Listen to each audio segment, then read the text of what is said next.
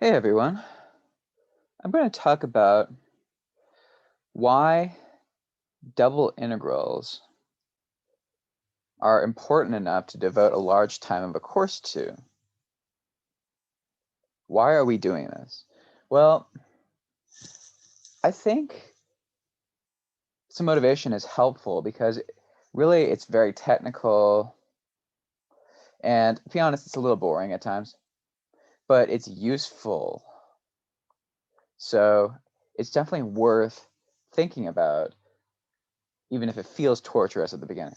So I'm just going to tell you why. Well, in any endeavor, simplicity helps you to get understanding about what is going on because the world is complicated. Okay? So how do you get simplicity? Well, it's often helpful to reduce everything to a single number. And this number is an integral very often because an integral expresses how much of something there is. So the reason we need to do double integrals or triple integrals is that reality is three-dimensional. And so if we're asking questions about how much, we need to do it in a three-dimensional space. Okay? So that means we need three integrals, and just an ordinary integral, that's not going to be enough. So let me just convince you for 1 sec why the how much question actually appears. So the how much question can be reformed. It comes up in several contexts. For example, quantum mechanics. I like quantum mechanics because electrons and protons, they build up everything. So we can have a proton here and an electron orbiting the proton. Now, as it turns out, we don't get control over the exact locations of these things, really of the electron. The proton is more or less stationary. But you can ask the question, how likely is the electron to appear at a point x, y, z? And again, we have a three-dimensional reality, so that's why we have x, y, and z. So it turns out quantum mechanics, it tells you the probability density, which I'm just going to call P of x, y, and z, of the electron appearing at x, y, z. So this we know. And if we want to know if the electron will be in this region R, then the likelihood, or how much, how likely the electron is in R, it's going to be equal to the integral of P over R. And it's a triple integral, that's why I'm writing 3 D's here. Okay?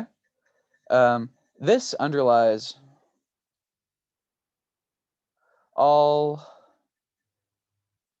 of quantum mechanics, basically, and its applications, because it allows you to control or get access to where particles are.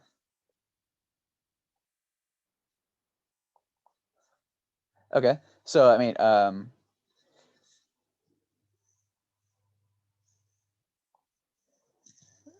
I mean, you could just keep playing this game, right? Because reality has so much stuff. I'm just going to list two more examples really quickly. In fluid mechanics, where I did my first research, you can see how much fluid. You can ask the question, how much fluid flows through the cylinder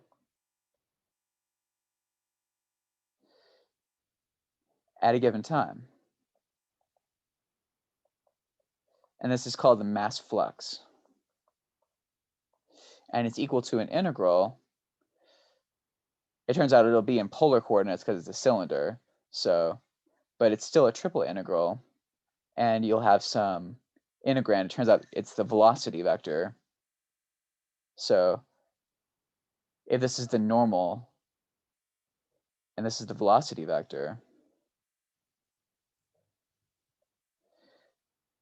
it turns out you can reduce the mass flux to the velocity vector times the normal. It doesn't matter what this is. I'm just telling you that you can answer these questions with double integrals. And another application is just in mechanics or engineering. And you can ask, for example, the Leaning Tower of Pisa.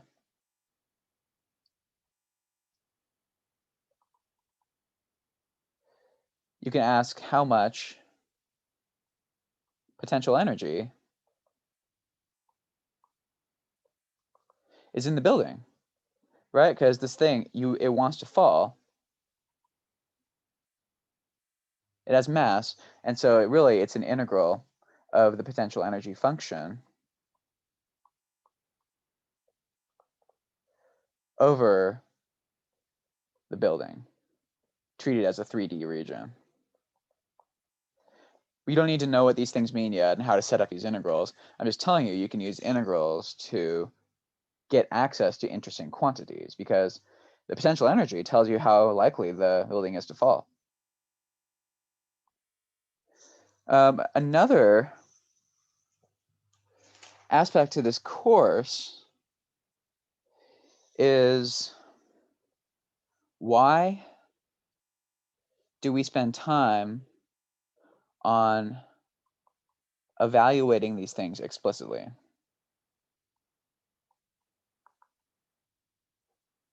Like, there's basically a bag of tricks that you'll be learning for how to compute integrals. And it's a super relevant question, why? Because we live in the age of computers. And you would think that a computer could calculate the volume under some surface. You would think a computer could do something like that. Just calculate that volume.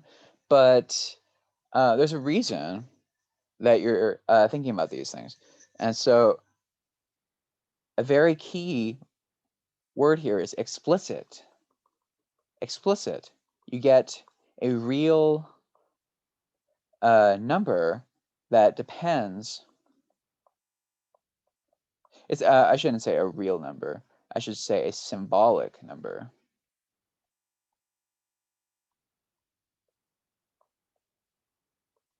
That depends on physical parameters.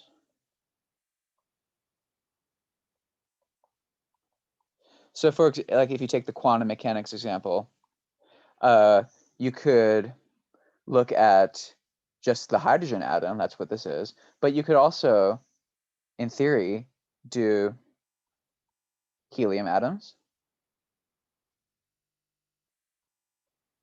You could do lithium.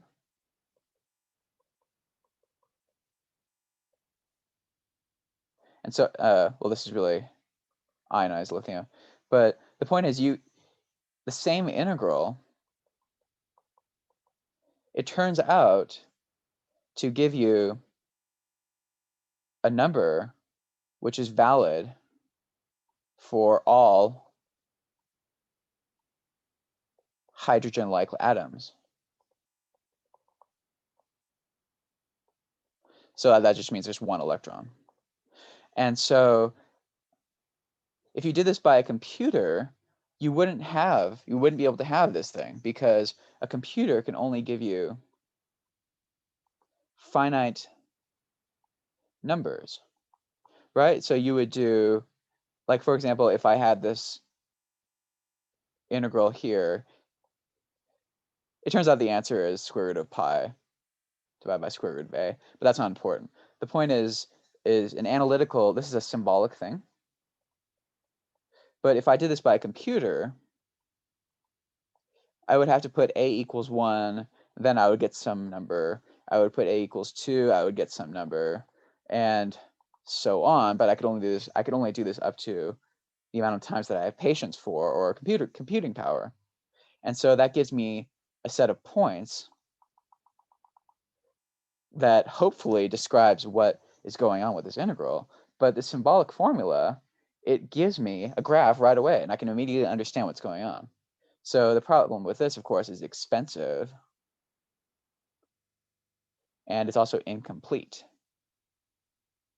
It depends on your resources. This is just an exact result. They call it, in the literature, they call it an analytical.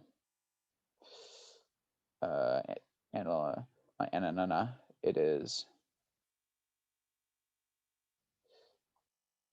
an analytical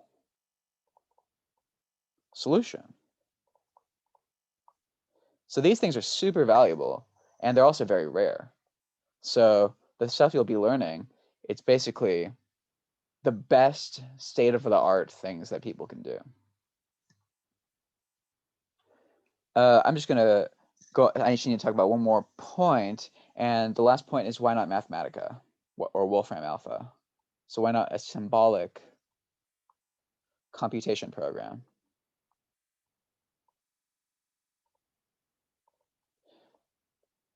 Because Mathematica and Wolfram Alpha, there's also Maple and so on, they have the capability to evaluate simple integrals. But from my own personal experience, it doesn't always work. So you'll often have to wrestle with the program, and you'll have to go through the settings. You have to, for example, if you have this integral, you need to specify that a is positive and it's real, and just what you need to tell a dumb computer how to make it work.